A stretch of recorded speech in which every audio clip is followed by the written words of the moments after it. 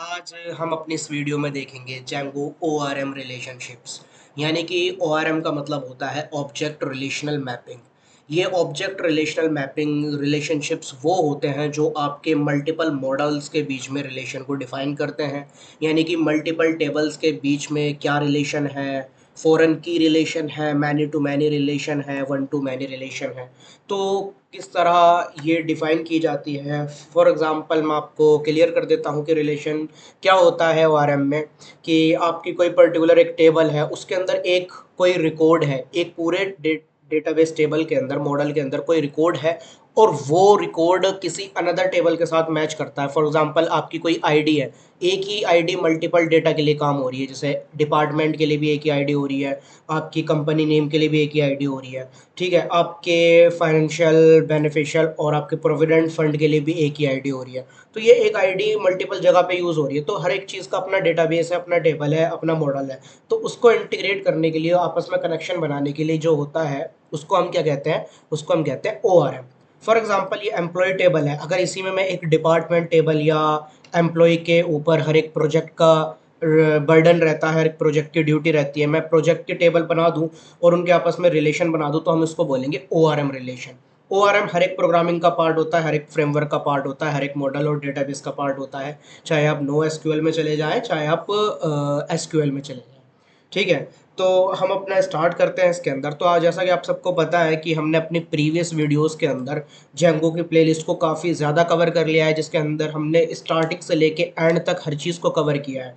एमवीटी architecture को, Django basics को, Django के टेम्पलेट टैग्स को, मॉडल्स क्या होता है, views dot P Y file क्या होता है, मेथड क्या होता है, प्रोजेक्ट कैसे बनाते हैं। फिर स्टेप बाय स्टेप हमने CRUD ऑपरेशन भी किया, मल्टीपल फॉर्म्स को देखा, मॉडल फॉर्म को देखा, हमने नॉर्मल फॉर्म को देखा, एचटीएमएल फॉर्म को देखा, हमने एक वेब स्ट्रक्चर भी बनाया, हमने फॉर लूप भी यूज़ करी है टेम्पलेट के अंदर। तो हमने काफ़ी कुछ कर लिया है। अगर आप फर्स्ट टाइम विजिटर हो हमारे इस पर्टिकुलर वीडियो के ऊपर, इस वीडियो को पहली बार वॉच कर रहे हो, या हमारे इस चैनल के ऊपर फर्स्ट टाइम विजिट कर रहे हो, तो प्लीज़ हमारे इस चैनल को सब्सक्राइब कीजिए और हमारी इस जेंगो वीडियो को, जेंगो प्लेलिस्ट को एक्सेस कर लीजिए। और हमारी इस प्लेलिस्ट की जितनी भी वीडियोस हैं, अगर आप फर्स्ट टाइम विजिटर हो तो please one by one watch भी कर लीजिए। तो आज हम देखते हैं जेंगो का ओआरएम। तो जैसे कि आप सबको पता है, ये वाला जो मॉडल है, हमारा एम्प्लॉय वाला मॉडल जो है, ये हम यूज़ करते हुए आ रहे हैं। हम ये काफ़ी टाइम से, अपनी हर एक वीडियो में हमने इसी एम्प्लॉय मॉडल के ऊपर सारा अपना एक्शन परफॉर्म किए हैं, सारे ऑपरेशन इसी पर किए हैं। चाहे वो CRUD हो, चाहे वो आपका टेम्पलेट टैग हो, चाहे आपका रिकॉर्ड डेटाबेस से फैच करके लाना हो, चाहे वो पाइथन शेल में दिखाना हो, सब कुछ हमने इसमें ही किया है। तो अब हम करेंगे ओआरएम, वो भी हम इसी में ही करेंगे। ठीक है, तो आपको पता है मैंने यहाँ पे 3 फ़ील्ड बना रखी हैं, आपको जैसा दिख रहा होगा। नेम है, और नेम की मैंने डिफ़ाइन कर रखा है, कैरेक्टर फ़ील्ड है, मैक्स लेंथ है, एज है और एड्रेस है। और वहाँ पे एक स्ट्रिंग फंक्शन, स्ट्रिंग मेथड लगा रखा है डेटाबेस मॉडल के लिए। ठीक है, अब मैं क्या करता हूँ, मैं मैं यहाँ पे 2 मॉडल्स और क्रिएट कर लेता हूँ। क्या? जैसे कि मैं एक मॉडल क्रिएट कर लेता हूँ, लेट्स से डिपार्टमेंट। ठीक है, डिपार्टमेंट, हर एक एम्प्लॉय का अलग डिपार्टमेंट होता है। एक कंपनी के अंदर मल्टीपल डिपार्टमेंट होते हैं, multiple domain of work, multiple fields होती हैं काम करने की। तो हर एक का अपना डिपार्टमेंट होता है। तो इसी तरह हम यहाँ पे एक मॉडल बना लेते हैं। आप एज्यूम करके चलिए कि एक कंपनी का हमारे पास पूरा का पूरा डीबी आर्किटेक्चर है, यानी कि डेटाबेस आर्किटेक्चर है। और उसी डेटाबेस आर्किटेक्चर के अंदर मल्टीपल मॉडल्स हैं, मल्टीपल डेटाबेस के कलेक्शंस, लाइक एम्प्लॉय का कलेक्शन अलग है, फिर उसमें डिपार्टमेंट अलग है, फिर उसमें प्रोजेक्ट अलग है, फिर एक सैलरी अकाउंट का अलग है। तो इस तरह आप अपना सिनेरियो माइंड में एज्यूम कर लीजिए। तो उसी के हिसाब से हम आज इस जेंगो आरएम को समझने जा रहे हैं। तो मैंने यहाँ पे कहा मॉडल्स डॉट, मैं एक मॉडल बना रहा हूँ। मॉडल बनाना आप सबको आता ही है। मॉडल, ये मैंने एक मॉडल डिफाइन कर दिया, लिख दिया। और मैं एक इसके अंदर नेम फील्ड ले लेता हूँ, और नेम फील्ड क्या रहेगी हमारी? नेम फील्ड रहेगी कैर फील्ड। ठीक है, और इसके अंदर मैक्स लेंथ मैं डिफाइन कर देता हूँ, मैक्स लेंथ 100। एक मैंने एक मॉडल वैलिडेशन दे दी कि मैक्स लेंथ तक ही हमारा आएगा।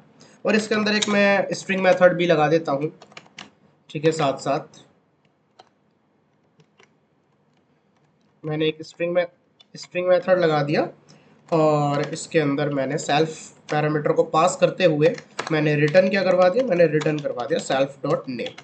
तो जैसा कि आप देख पा रहे हो कि हमने ये एक डिपार्टमेंट नाम से एक मॉडल बना दिया है। ठीक है, एक टेबल और बना दिया। अब इसी तरह मैं एक टेबल और बना देता हूँ प्रोजेक्ट के हिसाब से।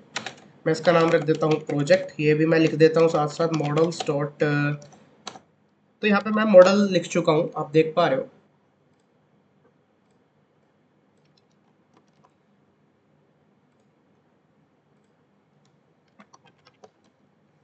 यहाँ पे मैं मॉडल लिख चुका हूँ और टाइटल इसमें मैं दे देता हूँ टाइटल, यानी कि प्रोजेक्ट्स का जो होता है वो आप नेम भी दे सकते हो, टाइटल भी दे सकते हो, डिपेंड करता है वो आपके ऊपर। मैंने यहाँ पे टाइटल दे दिया और उसको भी मैंने एक कैरेक्टर फील्ड के साथ मैक्स लेंथ प्रोवाइड कर दी है, सिंपल है 100 की। और मैंने उसको भी एक स्ट्रिंग मेथड यहाँ से कॉपी करके यहाँ पर पेस्ट करके लिख दिया, ठीक है। तो हमारे दो डेटाबेस हो चुके हैं, ठीक है। हमारे ये दो डेटाबेस बन चुके हैं। अब हम क्या करेंगे, हम करेंगे इसकी माइग्रेशन। मैंने कहा था जब भी आप डेटाबेस के अंदर कोई चीज़ चेंज करते हो या कोई चीज़ एडिट या अपडेट या फिर कोई चीज़ क्रिएट करते हो या फिर कोई चीज़ डिलीट करते हो, यानी कि डेटाबेस के अंदर डीबी आर्किटेक्चर के अंदर जो आपकी फाइल होती है डीबी के डेटाबेस की, अगर आप उसके अंदर कुछ भी चेंज करते हो, चाहे आप पर्टिकुलर एक फील्ड में करते हो या फिर आप पर्टिकुलर पूरे टेबल के ऊपर करते हो या पूरी फाइल के ऊपर करते हो, तो आपको मेक माइग्रेशंस और माइग्रेशन कमांड लिखने की ज़रूरत होती है। तो हम क्या करते हैं, अपना यहाँ पर टर्मिनल ओपन कर लेते हैं और ये चेक करेंगे कि हमारा एनवायरनमेंट ओके है, हमारा वर्चुअल एनवायरनमेंट पाइथन का ओके है, ठीक है। और यहाँ पे हम लिखेंगे Python manage dot P Y make migrations. Make migration से मैंने एंटर हिट किया तो क्या हुआ, ये दोनों मेरी create model department, create model project, ये दोनों टेबल यानी ये दोनों मॉडल मेरे क्रिएट हो चुके हैं। और अब मैं क्या करूँगा, यहाँ पे मैं करूँगा माइग्रेट, ठीक है। ये मैंने माइग्रेट लिख दिया और ये हमारा हो चुका है। आप देख सकते हो यहाँ पे लिखा है अप्लाइंग माई फर्स्ट ऐप, ये हमारे ऐप का नाम है। और यहाँ पे दो माइग्रेशंस हो चुकी हैं, जैसे कि एक डिपार्टमेंट के लिए और एक प्रोजेक्ट के लिए। और ओके स्टेटस क्या है, ओके यानी सक्सेसफुल। तो ये करना ज़रूरी होता है। तो जिस तरह हमारा एम्प्लॉय टेबल थी, यानी कि जिस तरह ये था, इस तरह हमारा ये भी बन गया। बट अब बात आती है हमारी ORM की, जिसके ऊपर हमने ये वीडियो क्रिएट की और जिसके अंदर हम ये सारी चीज़ें समझेंगे, उसकी बात आती है, यानी object relational mapping, ORM relationship की। तो अब क्या करेंगे, अब जैसे एम्प्लॉय है, एम्प्लॉय क्या करता है, एम्प्लॉय तो एक इंसान होता है, एक ह्यूमन बीइंग होता है, एक ह्यूमन रिसोर्स होता है एक कंपनी के अंदर, ठीक है। तो अब इसके अंदर एम्प्लॉय एक पर्टिकुलर डिपार्टमेंट के अंदर काम करता है, उसके ऊपर काफ़ी सारे प्रोजेक्ट चल रहे होते हैं, वो काफ़ी सारे प्रोजेक्ट को हैंडल कर रहा होता है। तो इसीलिए अब हम क्या करेंगे कि हम इसमें फील्ड ऐड करेंगे, एम्प्लॉय वाले डेटाबेस के अंदर हम फील्ड क्या ऐड करेंगे, हम फील्ड इसलिए ऐड करेंगे, लेट्स से मैं कर देता हूँ डिपार्टमेंट, मैं कर देता हूँ यहाँ पे डिपार्टमेंट ले लेता हूँ। और डिपार्टमेंट का मैं डी स्मॉल लेता हूँ क्योंकि ये मेरा वेरिएबल है, यानी मेरी फील्ड की वेरिएबल है। और मैं यहाँ पे क्या करूँगा, मैं यहाँ पे डिफाइन करूँगा, यहाँ पे मैं लिखूंगा मॉडल्स डॉट फॉरेन की।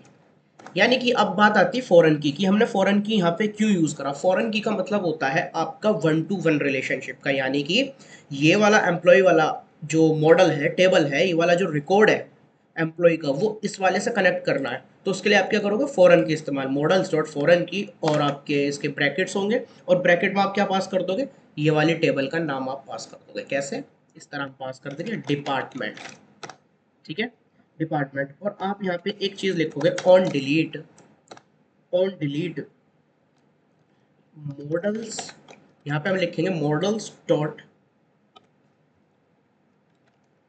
Cascade, model dot cascade. ये on delete model dot cascade क्या है, इसका मतलब ये होता है कि जब ये वाला मॉडल डिलीट होगा, यानी ये वाला मॉडल डिलीट होगा, तो उसके साथ साथ ये वाली फील्ड भी डिलीट हो जाएगी, ठीक है, ये वाली फील्ड भी डिलीट हो जाएगी।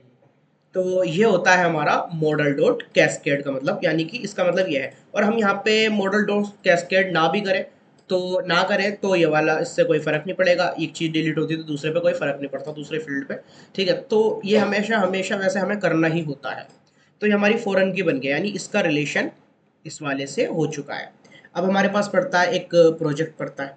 अब ऐसा होता है कि जो डिपार्टमेंट है, डिपार्टमेंट मोस्टली एक ही इंसान का, एक ही पर्सन का एक ही होता है। ऐसा नहीं कि मल्टीपल डिपार्टमेंट में एक बंदा काम कर रहा है, ये पॉसिबिलिटी है, उसके साथ भी हम ऑपरेशन कर सकते हैं। बट डिपार्टमेंट एक ही होता है, डोमेन ऑफ वर्क एक ही होता है।